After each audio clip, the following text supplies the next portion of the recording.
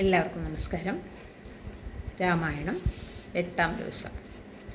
സൂര്യൻ ഉദിച്ചുയർന്നതും നേരത്തെ നിശ്ചയിച്ചതുപോലെ ഭരതശത്രുഘ്നന്മാർ വനത്തിലേക്ക് യാത്രയായി. അമ്മമാരും ഗുരുക്കന്മാരും മന്ത്രിമാരും വലിയൊരു സേനാവിഭാഗവും ഭരതനെ അനുഗമിച്ചു. അവർ ശൃംഗിവേരത്തിലെത്തി. ഗുഹൻ്റെ ഉള്ളു പിടച്ചു. വലിയൊരു പടയോടുകൂടിയാണ് ഭരതൻ വരുന്നത്. ഉദ്ദേശം എന്തായിരിക്കും? തൻ്റെ സ്വാമിക്ക് ഏതെങ്കിലും വിധത്തിൽ അപായം ഉണ്ടാക്കുമോ? നേരെ ഭരതൻ്റെ മുന്നിൽ ചെന്ന് വന്നിച്ചു നിന്നു. ഭരതൻ്റെ താപസവേഷം, ചുണ്ടുകൾ അവിരാമം ഉരുവിടുന്ന രാമമന്ത്രം എല്ലാം കണ്ടപ്പോൾ ഗുഹൻ്റെ ഭയാശങ്കകളാകുന്നു. ഉള്ളം തണുത്തു. ശ്രീരാമൻ ഭവാനെ ആലിംഗനം ചെയ്തുവല്ലോ. ലക്ഷ്മി ഭഗവതിക്കല്ലാതെ മറ്റാർക്കാണ് ആ ഭാഗ്യം സിദ്ധിക്കുക? കണ്ണീർ വാർത്തുകൊണ്ട് ഭരതൻ ഗുഹനെ നെഞ്ചോട് ചേർത്തു. രാമനും സീതയും ലക്ഷ്മണനും ഗംഗാതീരത്തിലെത്തിയതും ഒരു രാത്രി അവിടെ ഉറങ്ങിയതും ലക്ഷ്മണനോടൊപ്പം താൻ അവർക്ക് കാവൽ നിന്നതും അതിരാവിലെ തോണിയിൽ കയറ്റി അവരെ അക്കരെ കടത്തിയതുമെല്ലാം ഗുഹൻ വിസ്തരിച്ചു പറഞ്ഞു. ശ്രീരാമചന്ദ്രനെ അയോധ്യയിലേക്ക് കൂട്ടിക്കൊണ്ടുവന്ന് അഭിഷേകം നടത്താനാണ് താൻ വന്നിരിക്കുന്നതെന്ന് ഭരതൻ ഗുഹനോട് പറഞ്ഞപ്പോൾ ഗുഹൻ സന്തോഷത്താൽ സ്വയം മറന്നു. ഭരതനെയും പരിവാരങ്ങളെയും ഗുഹൻ താൻ തന്നെ ഗംഗയുടെ മറുകരെ എത്തിച്ചു. ഭരതനെയും പരിവാരങ്ങളെയും സ്വന്തം ആശ്രമത്തിന് മുന്നിൽ കണ്ടപ്പോൾ ഭരദ്വാജ മുനി ആശ്ചര്യം നടിച്ചു. അയോധ്യയിലെ രാജാവായ നീ ഈ കാട്ടിൽ ജടാവൽക്കലങ്ങൾ ധരിച്ച്? ഭരതൻ മുനിയുടെ കാൽക്കൽ വീണ് കരഞ്ഞുകൊണ്ട് തൻ്റെ ഉള്ളു തുറന്നു. രാജ്യവും സിംഹാസനവും ഒന്നും എനിക്ക് വേണ്ട. ശ്രീരാമചന്ദ്രൻ്റെ ഭൃത്യനായി പാദസേവ ചെയ്യാനുള്ള ഭാഗ്യം മാത്രമേ വേണ്ടൂ. ഭരതൻ്റെ ഭക്തിയും നിഷ്കളങ്കതയും ഭരദ്വാജൻ്റെ മനമലിയിച്ചു. നെറുകയിൽ ചുംബിച്ച് മഹർഷി കുമാരനെ അനുഗ്രഹിച്ചു. അയോധ്യയിൽ നിന്ന് വന്നവർക്കെല്ലാം മുനി അതിഗംഭീരമായ സ്വീകരണം നൽകി. ചിത്രകൂടഗിരിയുടെ താഴ്വരയിൽ ഗംഗയുടെ ഉത്തരതീരത്തിൽ രാമലക്ഷ്മണന്മാരെയും സീതയും ആശ്രമം കെട്ടി താമസിക്കുന്നുവെന്ന് മുനി ഭരതനെ അറിയിച്ചു. ഭരതൻ രാമൻ്റെ പർണശാലയ്ക്ക് അരികിലെത്തി. നടവഴികളിൽ പതിഞ്ഞു കിടക്കുന്ന ശ്രീരാമൻ്റെ കാലടികൾ ഉൾപ്പുളകത്തോടെ കുമാരൻ നമസ്കരിച്ചു. ആ പൊടി ശിരസിലണിഞ്ഞു. രാമനെ കണ്ടതും ഭരതൻ തൃക്കാൽക്കൽ വീണ് നമസ്കരിച്ചു. ദുഃഖവും പ്രീതിയും ഭക്തിയും കൈകേയി സുതനെ തരളിതനാക്കി. രാമൻ തൻ്റെ നീണ്ട കൈകൾ നീട്ടി അനുജനെ ആലിംഗനം ചെയ്തു. ഏറെ നേരം കണ്ണീർ വാർത്ത നിശബ്ദനായി നിന്നു. ദാഹിച്ചു വലഞ്ഞ പശുക്കൂട്ടം തെളിനീർ നിറഞ്ഞ കുളം കണ്ടതുപോലെ സഹോദരന്മാർ പരസ്പരം വണങ്ങിയും പുണർന്നും ചുംബിച്ചും സ്നേഹം പങ്കുവച്ചു. ദശരഥ മഹാരാജാവ് സ്വർഗം പോകി എന്ന വാർത്ത രാമന് സഹിക്കാനായില്ല. അച്ഛാ അച്ഛാ എന്ന് വിളിച്ച് മണ്ണിൽ വീണ് വിലപിച്ചു.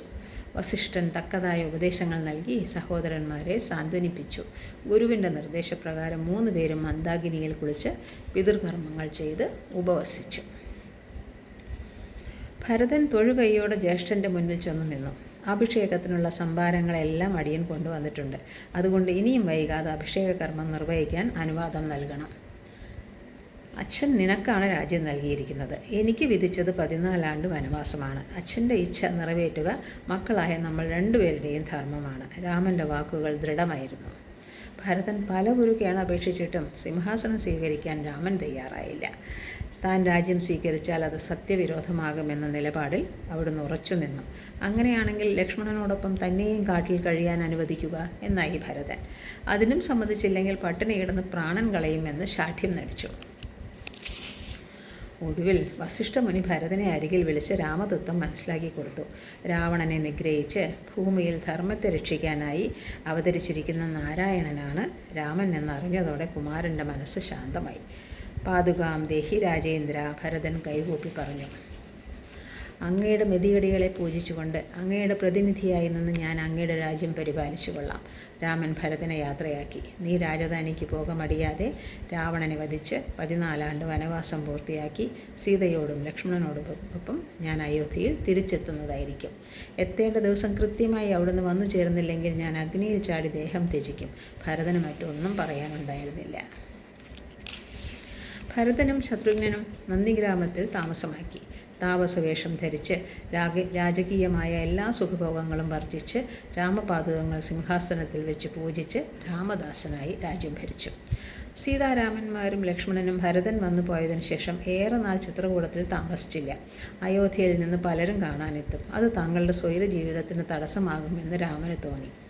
അവർ അവിടം വിട്ട് വീണ്ടും യാത്രയായി. അത്രി മഹർഷിയുടെ ആശ്രമത്തിലെത്തി. ശ്രീരാമനെ കണ്ട മഹാമുനി ഏറ്റവും സന്തോഷവാനായി. സീതയെ അകത്തേക്ക് കൂട്ടിക്കൊണ്ടുപോയി പത്നിയായ അനസൂയയ്ക്ക് പരിചയപ്പെടുത്തി. അവർ അതീവ വാത്സല്യത്തോടെ സീതയെ സ്വീകരിച്ചു. അതിമനോഹരമായ ഒരു പട്ടും കുണ്ടലങ്ങളും അംഗരാഗവും ഉപഹാരമായി നൽകി. രാഘവൻ്റെ കൂടെ കാട്ടിലേക്ക് പോന്ന സീതയുടെ ഭർതൃഭക്തിയെ അനസൂയ പ്രശംസിച്ചു. ഒരു കാലത്തും നിന്റെ കാന്തിക്ക് കുറവ് വരില്ല. ഭർത്താവ് എന്നും നിന്നോട് ശാന്തനായിരിക്കും. വനവാസം കഴിഞ്ഞ് ഭർത്താവിനോടൊപ്പം നീ സസുഖം രാജധാനിയിൽ വാഴും. ദേവി അകമഴിഞ്ഞ് സീതയെ അനുഗ്രഹിച്ചു.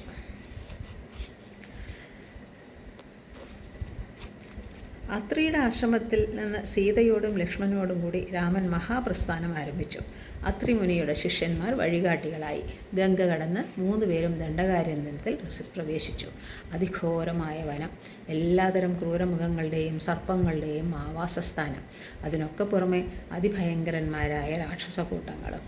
വില്ല് കുലച്ച് പിടിച്ചുകൊള്ളുക. രാമൻ അനുജന് നിർദ്ദേശം നൽകി. സദാ ജാഗ്രത പുലർത്തണം. നല്ലൊരു ശരം എപ്പോഴും കയ്യിൽ വേണം. നീ മുന്നിൽ നടക്കണം, ഞാൻ പുറകിൽ. നമുക്ക് നടുവിലായി സീത. ഏറെ നടന്നില്ല, അപ്പോഴേക്കും വിരാധൻ മുന്നിൽ വന്നു. ദൃഷ്ടിയിൽ കനൽക്കട്ടകൾ, 8 ദിക്കും മുഴങ്ങുന്ന അട്ടഹാസം, അത്യുന്നതനായൊരു മഹാസത്വം. ഞാൻ വിരാധനാണ്, അവൻ ഗർജിച്ചു. ജീവനിൽ ആശയുണ്ടെങ്കിൽ ഇവളെ എനിക്ക് തന്ന് ഓടിപ്പോയിക്കൊള്ളുക.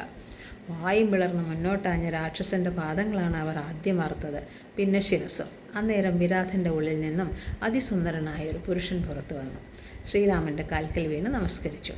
അവൻ ശാപഗ്രസ്തനായി ഭൂമിയിൽ പിറന്ന ഒരു വിദ്യാധരനായിരുന്നു. ഭഗവാൻ നിഗ്രഹിച്ചത് അവൻ അനുഗ്രഹമായി. ശാപമോക്ഷം നേടി അവൻ സ്വർഗലോകം പോകി. കുറേ കൂടി വഴി നടന്നപ്പോൾ അവർ ശരഭംഗ മുനിയുടെ ആശ്രമം കണ്ടു. ശരഭംഗ മഹർഷിക്ക് ഒരേ ഒരു ലക്ഷ്യമേ ഉണ്ടായിരുന്നുള്ളൂ, ശ്രീരാമനെ കൺമുന്നിൽ കണ്ടുകൊണ്ട് ദേഹം ത്യജിക്കണം. യോഗീന്ദ്രനായ അദ്ദേഹം രാമൻ്റെ പാദങ്ങൾ വണങ്ങി ദീർഘകാലം തപസ് ചെയ്ത് താൻ നേടിയ പുണ്യമെല്ലാം രാഘവന് സമർപ്പിച്ചു. അവിടുന്ന് നോക്കി നിൽക്കെ യോഗാഗ്നിയിൽ സ്വന്തം ദേഹം ദഹിപ്പിച്ചു. ദശരഥപുത്രൻ വന്നതറിഞ്ഞ് ദണ്ഡകാരണ്യത്തിലെ മഹർഷിമാരെല്ലാം രാമനെ കണ്ട് നമസ്കരിക്കാനെത്തി. അവരുടെ ആഗ്രഹപ്രകാരം സീതയോടും ലക്ഷ്മണനോടും അവരോടും കൂടി അവരുടെയൊക്കെ പർണശാലകൾ അവിടുന്ന് സന്ദർശിച്ചു. കാട്ടിലൊരിടത്ത് മനുഷ്യരുടെ തലയോടുകളും വെല്ലുകളും എല്ലാം ഒന്നായി കൂടിക്കിടക്കുന്നത് രാമനെ അമ്പരിപ്പിച്ചു. ദണ്ഡകാരണ്യത്തിലെ രാക്ഷസന്മാർ താപസന്മാരെ പിടിച്ചു തിന്നതിന് ശേഷം വലിച്ചെറിഞ്ഞ അവശിഷ്ടങ്ങളാണ് ആ കാണുന്നത്. മുനിമാർ ധരിപ്പിച്ചു. ആ ക്ഷണം രാമൻ ശബ്ദം ചെയ്തു, നിഷ്ഠൂരന്മാരായ രാക്ഷസ പരീക്ഷകളെ കൊന്ന് ഞാൻ നിങ്ങളുടെ സങ്കടം തീർക്കുന്നതായിരിക്കും. ദണ്ഡകാരണ്യത്തിൽ മുനിമാരോടൊപ്പം രാമലക്ഷ്മണന്മാരും സീതയും സന്തോഷത്തോടെ 13 സംവത്സരം താമസിച്ചു. അവിടെ വെച്ചാണ് അവർ വിഖ്യാതനായ സുതീഷ്ണ മഹർഷിയെ ദർശിച്ചത്. മഹർഷി അവരെ തൻ്റെ ഗുരുവായ അഗസ്ത്യൻ്റെ ആശ്രമത്തിൽ എത്തിച്ചു. അഗസ്ത്യൻ രാമനെ യഥാവിധി പൂജിച്ചു. വിശിഷ്ടങ്ങളായ ബാണചാപങ്ങളും തൂണീരവും വാളും രഘുനാഥന് സമർപ്പിച്ചു. ഗൗതമി നദിയുടെ തീരത്ത് പഞ്ചവടിയിൽ ആശ്രമം തീർത്ത് ശേഷകാലം സസുഖം വസിക്കുക എന്ന് നിർദ്ദേശിച്ചു. ബാക്കി നാളെ.